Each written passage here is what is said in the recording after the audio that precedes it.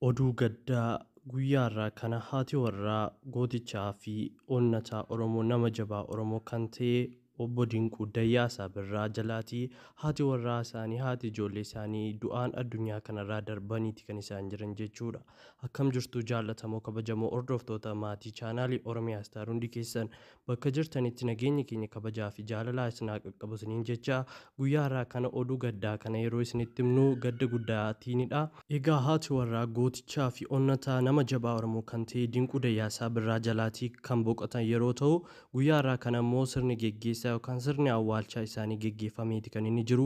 Egaa akkuma hundumti keessan beektan Dinquu Dayyaasaa jechuun abbaa ijoollee Oromoo baay'eetii harka qalleeyyii ijoollee barattoota Oromoo hedduu ofitti qabee kan rakkattoota gargaaraa jiru baay'ee nama uummata isaaf quuqamu kan ta'e yeroo uummattoonni keenya naannoo Somaaleerraatii buqqa'an illee qarshii miiliyoonota hedduudhaan gargaaraa nama ture.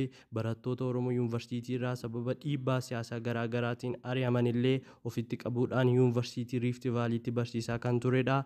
Kana qofaa miti harka qalleeyyii garaagaraa aartistoota Oromoo yeroo isaan dhukkubsatan bira dhaabachuudhaan nama oolmaa guddaa uummata Oromoo biraa qabu gooticha keenya obbo Dinquu Dayyaasaa Birraa jalaati. Haati warraa isaanii du'aan boqotaniiti kan isaan jiranii. Guyyaa irraa kana immoo sirna geggeessaa yookaan awwaalcha isaaniitu awwaalcha haadha warraa isaaniitu geggeeffame jechuudha. Egaa haati warraa isaanii kun yeroo isheen duutuu inni biyya alaa kan inni jiru jechuudha. Biyya alaatii biyya keessa hin jirru jechuudha. Dinquu Dayyaasaa Birraa garuu haati warraa isaanii du'aan boqotaniiti kan isaan jiran jechuudha. Sababa dhiibbaan siyaasaa obbo Dinquu Dayyaasaa Birraa gooticha Oromoo irra jiruuf jecha sirna awwaalcha haadha warraa isaa kanarratti argamuu hin dandeenye. Kun immoo gadda irratti gadda hammaataa kan inni ta'ullee taasiseera jechuudha.